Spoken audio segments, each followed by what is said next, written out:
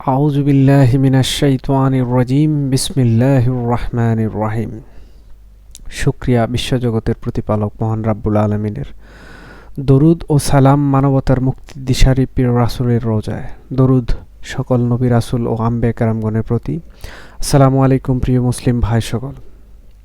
লক্ষ্য করছি সময় খুবই দ্রুত চলে যাচ্ছে, দ্রুতই সব কিছু বদলে যাচ্ছে। সময়ের এই সংক্ষিপ্ত মুহূর্তে এই প্রজন্মের জন্য ছোট্ট একটি মেসেজ রেখে যাচ্ছি। যদিও এটা আমার নিজস্ব কোনো মেসেজ নয়, মহাকালের বুকে যুগ যুগ ধরে চলমান এ বার্তা এমন এক বার্তা, এর বোঝা এত ভারী যে ভার কাঁধে নিয়ে দাঁড়িয়ে থাকার সাধ্য কারো নেই।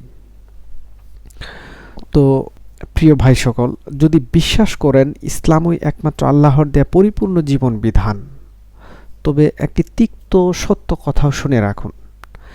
মুনাফিক এবং মুশরিক ব্যতীত একজন মুসলিম কখনো অন্য কোনো জীবন ব্যবস্থায় স্বাচ্ছন্দ্য বোধ করতে পারে না। কেননা মহান আল্লাহ তাআলা মুসলিমদের কাঁধে সুনির্দিষ্ট দায়িত্ব অর্পণ করেছেন। মুসলিম জাতিকে আল্লাহ তাআলা পবিত্র গ্রন্থে বলেছেন, সূরা আল ইমরানের 110 নম্বর আয়াতের অংশবিশেষ হচ্ছে, কুনতুম খায়রা উম্মাতিন উখরিজাত লিন-নাসি তা'মুরুনা বিল মারুফি ওয়া তানহাউনা আনিল মুনকার। অর্থাৎ মানুষের মধ্য থেকে তোমাদেরকে মনোনীত করা হয়েছে। কথাটা ভাবতে হবে যে মানুষের মধ্য থেকে তোমাদেরকে মনোনীত করা হয়েছে উত্তম জাতি হিসেবে। এই জাতিটা কিন্তু আমরা নরমালি যে অঞ্চল, গোষ্ঠী, ব্লাড রিলেটেড অথবা একটা নির্দিষ্ট ভূখণ্ডে বসবাসকারী জনপদ, সেই জাতি এই জাতি নয়। এই জাতি একটি রীতি, একটি কালচার, একটা আইন, একটা সার্বভৌমত্ব আছে তাদের, যারা ডিক্লেয়ার করবে আশহাদু আল্লা ইলাহা ইল্লাল্লাহু মুহাম্মাদুর রাসূলুল্লাহ। এই কালেমার বিশ্বাসের উপর যারা বেস করবে, তারা হচ্ছে সেই জাতি যাদেরকে আল্লাহ তাআলা দায়িত্ব দিয়েছেন। সেই জন্য আল্লাহ তাআলা এখানে বলছেন যে মানুষের মধ্য থেকে তোমাদেরকে মনোনীত করা হয়েছে উত্তম জাতি হিসেবে, যেন তোমরা সৎ কাজের আদেশ দাও, মন্দ কাজে বাধা দাও। এখানে আমাদেরকে ভাবতে হবে, সৎ কাজের আদেশ দিতে হবে এবং মন্দ কাজে বাধা দিতে হবে। অর্থাৎ এটা অন্যান্য কাজের মতোই একটা ফরজ কাজ, কেননা এটা সরাসরি আল্লাহ তাআলা বলেছেন। নামাজ যেমন ফরজ, তেমনি এই জিনিসটাও ফরজ, যে আমরা সৎ কাজের আদেশ দেব, মন্দ কাজে বাধা দেব। এটা আজ দিনের আলোর মতো স্পষ্ট হয়ে গেছে। দুনিয়ায় অন্য যত সব বিধান আছে তা সবই ছলে বলে কৌশলে সাম্রাজ্যবাদী, পুঁজিবাদী, স্বার্থবাদী নীতির ধারক ও বাহক। তো আল্লাহ সূরা বালাদের 4 নম্বর আয়াতে আরও বলেছেন যে লাকাদ খালাকনাল ইনসানা ফি কাবাদ। এই আয়াতের অর্থ হচ্ছে যে নিশ্চয়ই আমরা মানুষকে সৃষ্টি করেছি শ্রম নির্ভর করে। এখন শ্রম নির্ভর করে আল্লাহ তাআলা মানুষকে সৃষ্টি করেছেন। দ্যাট মিনস এখানে আল্লাহ কি মিন করছেন? আল্লাহ যে মুসলিম জাতিকে মনোনীত করলেন, এইটার আসলে উদ্দেশ্যটা কি? তারপরের আয়াতে তারপরের সূরা বালাতে আল্লাহ তাআলা আবার এরকম কথাই বললেন। আল্লাহ মুসলিম জাতিকে অন্য অন্য জাতির ন্যায় আসলে দুনিয়ায় কেবল খেয়ে পরে নিদ্রা যাওয়ার জন্য কিংবা সম্পদ, খ্যাতি আর ক্ষমতার প্রতিযোগিতা করার জন্য মনোনীত করেননি। এটা স্পষ্ট যে এ জাতিকে এক মহাসত্যের সাক্ষ্যদানকারী হিসেবে মনোনীত করেছেন। সমগ্র দুনিয়ার বুকে এ সত্যের সাক্ষ্য নিয়ে দাঁড়াতে বলেছেন। এজন্যই এ জাতিকে মধ্যম পন্থা অবলম্বন করতে বলা হয়েছে। ইসলাম নামের এই প্রশান্ত বৃক্ষের ছায়াতলে সকল ধর্মবর্ণের মানুষই নিরাপদ। মানুষের হৃদয়ের প্রশান্তি ইসলামের ছায়াতলে নিহিত। যে এর ভেতরের অন্তর্নিহিত তাৎপর্য অনুধাবন করে, সে ইসলাম ব্যতীত অন্য কোনো ধর্ম বা ইসলাম ব্যতীত অন্য কোনো কিছু তার কাছে ভালো লাগবে না, সে অন্য কিছু বিশ্বাস করবে না। তো মুসলিম হিসেবে আমাদের দায়িত্ব হলো এই মহাসত্যের বৃক্ষকে সমাজ ব্যবস্থায় বিস্তৃত করা, যেন অধিকার বঞ্চিতরা অধিকার ফিরে পায়, নির্যাতিতরা সুবিচার পায়, জুলুম অন্যায়ের অবসান ঘটে। কিন্তু বড় পরিতাপের বিষয় হচ্ছে আজ আমরা দাবিদার মুসলিমরা অন্যদের সাথে মিলে মিশে খেলতামাশায় গা ভাসিয়ে দুনিয়া উপভোগে বিভোর। আমরা অনেকে রোজ ফরজ সুন্নত নফল আদায় করি, আবার কেউ হয়তো সপ্তাহ অন্তর, কেউ বা মাস বছর পেরিয়ে একবার হাজিরা দেই, কিন্তু সকলেই আমরা ইমানের দাবি রাখি। অথচ আমাদের অনেকেরই হারাম হালাল মিলেমিশে একাকার। হারাম জীবিকা, হারাম তাবেদারি, হারাম সম্পর্ক, হারাম শত্রুতা, হারাম ক্রীড়া বিনোদন ইত্যাদিতে ডুবে আছে প্রতিনিয়ত। আর যখন ইকামাতে দিনের কথা আসে তখন বিভিন্ন মতাদর্শ মাযহাব নিয়ে বিভক্ত হয়। অথচ আল্লাহ পবিত্র গ্রন্থে বলেছেন, ওয়াতাসিমু বিহাবলিল্লাহি জামিয়া ওয়ালা তাফাররাক, অর্থাৎ তোমরা সংঘবদ্ধভাবে আল্লাহর রজ্জুকে আঁকড়ে ধরো, নিজেদের মধ্যে বিভেদ সৃষ্টি করো না। হে আমার ভাই সকল, ভেবে দেখুন তো যে সমাজ ব্যবস্থায় পারস্পরিক ভ্রাতৃত্ব ও সাহায্য সহযোগিতার পরিবর্তে বিলাসিতার প্রতিযোগিতা চলে, যে সমাজের লোকেরা আলোচনায় আসতে অশ্লীলতাকে ব্যবহার করে, যে সমাজে জাকাত সদগার পরিবর্তে সুদ ঘুষ দুর্নীতি স্বাভাবিক হয়ে যায়, যে দেশে কেউ অভাবের তাড়নায় চুরি করলে তাকে পিটিয়ে হত্যা করা হয়, যে দেশের যে রাষ্ট্র ব্যবস্থায় ন্যায় বিচার আদালত প্রাঙ্গণে নগণ্য মূল্যে বিক্রি হয়ে যায়, আবার কেউ রাষ্ট্রীয় মাল চুরি করে সমাজপতি হয়ে যায়, সেই সমাজ ও রাষ্ট্র ব্যবস্থায় একজন দ্বীনের দায়ী মুসলমান দাবিদার কি করে দিবস রজনী ঘুমিয়ে কাটায়? যখন ঘরে বাইরে নির্যাতিত মজলুমের আর্তনাদ গুমরে কাঁদে, তখন আমরা মুসলিমরা ক্রিকেটের গ্যালারিতে সরগোল, অনর্থক ক্রীড়া কৌতুকে মশগুল। এ কেমন মুসলিম আমরা? এ কেমন ভ্রাতৃত্ব আমাদের? এ কেমন ইসলাম আমাদের? হতেই পারে না, এটা হতেই পারে না। এটা আল্লাহকে বোকা বানানোর অপচেষ্টা, রাসূলের সাথে গাদ্দারি, দ্বীনের সাথে মুনাফিকি, স্পষ্ট মুনাফিকি। যখন এরকম কথা কেউ বলে বা বলা হয় তখন প্রশ্ন আসে, আমি একা কি করতে পারবো? কেউ কেউ বলেই ফেলি, এত জ্ঞান দিয়ে লাভ নেই, পারলে সমাজকে বদলিয়ে দেখান। প্রিয় ভাই সকল, ভেবে দেখুন এই সমাজ ব্যবস্থা পরিবর্তনের দায়িত্ব আল্লাহ কাদের কাছে দিয়েছেন? কোন জাতির কাছে দিয়েছেন? দ্বীনের দায়ী হিসেবে আমাদের কি কিছুই করার নেই? আমরা কি শুধু চেয়ে চেয়ে দেখব আর বলবো, হায় দুর্দশাগ্রস্ত উম্মাহ, কিয়ামত বুঝি খুব নিকটেই এসে গেছে, আর লানত দিতে থাকবো ওই সমস্ত জাতির উপর যাদের শিক্ষা সংস্কৃতি চিন্তা চেতনা দর্শন আমাদের মন মগজ দখল করে রেখেছে? ভেবে দেখুন কতটুকু চিন্তা শক্তি আমরা ব্যয় করছি এই দিনের জন্য, যখন আল্লাহ বলেছেন, ইন্নাল্লাহা আশতারা ও মিনাল মুমিনিনা আনফুসাহুম ওয়া আমওয়ালাহুম বিআন্না লাহুমুল জান্নাত, অর্থাৎ আল্লাহ মুমিনদের জান এবং মাল জান্নাতের বিনিময়ে খরিদ করে নিয়েছেন। দুঃখিত, আমি আরবির ছাত্র নই, আমার প্রনাউন্সিয়েশনে ভুল থাকতে পারে। এখানে আল্লাহ পাক বলেছেন, তোমরা তোমাদের জানমাল জান্নাতের বিনিময়ে কিনে নেওয়া হয়েছে। তো তখন আমরা জান্নাতের দাবিদারগণ কি করছি? নিজের আখের গোছাতে ব্যস্ত হয়ে গেছি। ভেবে দেখুন তো আমাদের জীবনে ক্রোধ হিংসা প্রতিযোগিতা গীবত আর কপটতা ছাড়া কি আছে? কিছু নেই। আমাদের আসল কথা হচ্ছে, যখন নিজের স্বার্থ নিজের ভালো লাগার দল মত ও পথের উপর কেউ সামান্য ছায়াও ফেলতে চায়, তখন একজন নিতান্ত দুর্বল ব্যক্তিও সর্বশক্তি দিয়ে ঝাঁপিয়ে পড়ে প্রতিরোধ করতে সচেষ্ট হয়। অথচ দিন কায়েম করার ক্ষেত্রে একার কিছুই করার থাকে না। দিন নিয়ে বাড়াবাড়ি করতে নেই, অজুহাতে সরে পড়ে নীতি নৈতিকতাবিহীন নেতার পা চাটবে, গোলামি করবে, তবুও হকের পথে আল্লাহর কাছে আত্মসমর্পণ করবে না। যখন কোনো ধর্মীয় গোষ্ঠী ধর্মীয় আদর্শবোধের রাজনীতি করতে চায়, তখন তাদের মাথা নষ্ট হয়ে যায়।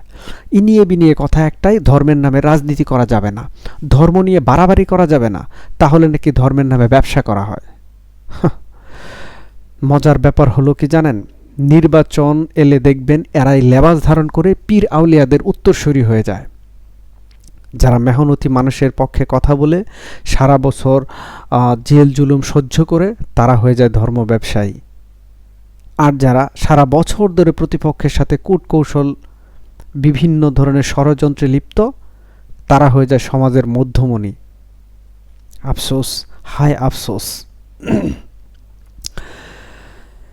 আসলে ধর্মীয় নীতিবোধের সাথে রাজনীতি যায় না, কেননা তাহলে নেত্রীদের সাথে ঘেঁষাঘেঁষি করা যায় না, রঙিন বোতল মারা যায় না, 1000 কোটি টাকার মালিক হওয়া যায় না, বেগম পাড়ায় বাড়ি করা যায় না, মাস্তান ক্যাডার পালা যায় না, আধুনিক লর্ড হওয়া যায় না।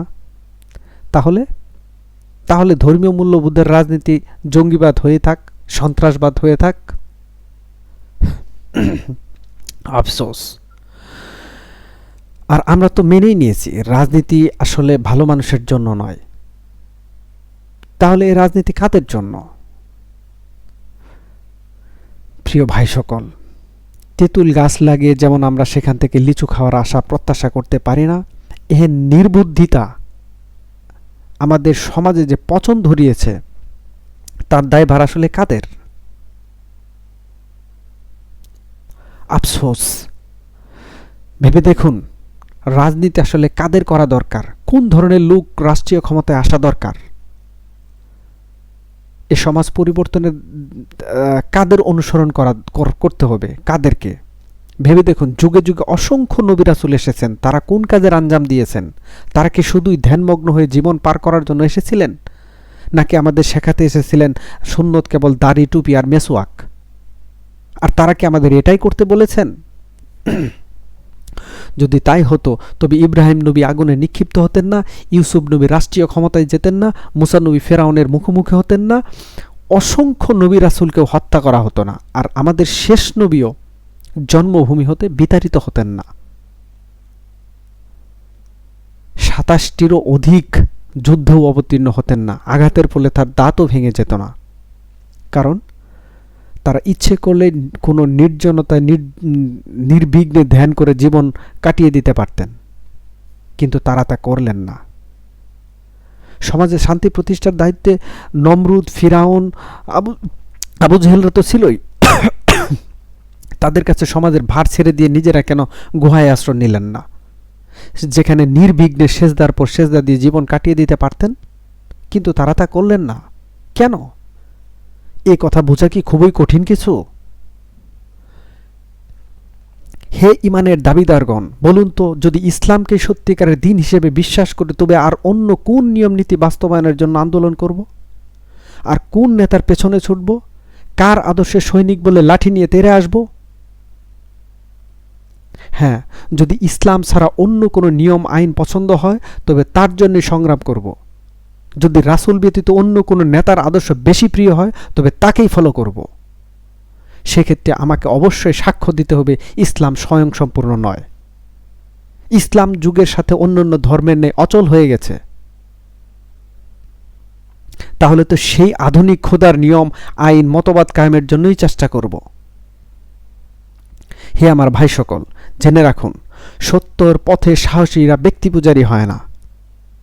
যারা ব্যক্তি আদর্শের জন্য রাজনৈতিক যুদ্ধ করে তারা খুব সহজেই সত্য থেকে বিচ্ছিন্ন হয়ে পড়ে, সত্য মিথ্যা একাকার করে ফেলে। তাদের জেনে রাখা উচিত, ব্যক্তি আদর্শের যুদ্ধে কেবল মুহাম্মদ সাল্লাল্লাহু আলাইহি ওয়াসাল্লামের আদর্শই চোখ বন্ধ করে অনুসরণযোগ্য। তিনি উত্তম আদর্শের প্রতীক, যে ইনসাফ প্রতিষ্ঠার জন্য সারা জীবন রাজনীতি করেছেন। এই আদর্শের বিপরীতে যত মত, যত পথ, যত যুক্তির পক্ষেই তোমরা যুদ্ধ করো, তা বাতিলের তাবেদারি ছাড়া কিছুই নয়। রাসূল সাল্লাল্লাহু আলাইহি ওয়াসাল্লামের রাজনীতির বাইরে কোনো রাজনীতি আর ইসলামের বাইরে কোনো মত ও পথ চিন্তা করা মানে হলো ভালোর মুখোশ পরে ইবলিশের এজেন্ডা বাস্তবায়ন করা। এই অপচেষ্টায় বিভ্রান্ত জাতি কখনোই ন্যায় ইনসাফের রাষ্ট্র পাবে না। এরকম রাষ্ট্র ব্যবস্থায় শক্তি আর ভোগবিলাসিতার প্রতিযোগিতায় কেবল দুষ্টরাই এগিয়ে থাকবে। হ্যাঁ, এত তো সত্ত্বেও অনেক দুষ্ট লোকের অপকর্ম হয়তো আমরা বিচারের কাঠগড়ায় দেখতে পাবো, কিন্তু এগুলো হচ্ছে কি একটা উদ্দেশ্য হাসিল করার পর নতুন একটা উদ্দেশ্য বাস্তবায়নের একটা নাটক মাত্র। এটা হলো শয়তানের একটা চক্রান্ত। এ চক্রান্তের জালে ফেসে যাওয়া মানুষগুলো অন্ধের মতো তার দলকে ভালোবাসবে, অথচ ভুলে যাবে তার রবের নির্দেশ, তার রাসূলের পর তার নিজ দলের জন্য জীবন দিবে এবং নিবে। অথচ জীবন একমাত্র সত্যের পথেই দেয়া যায়।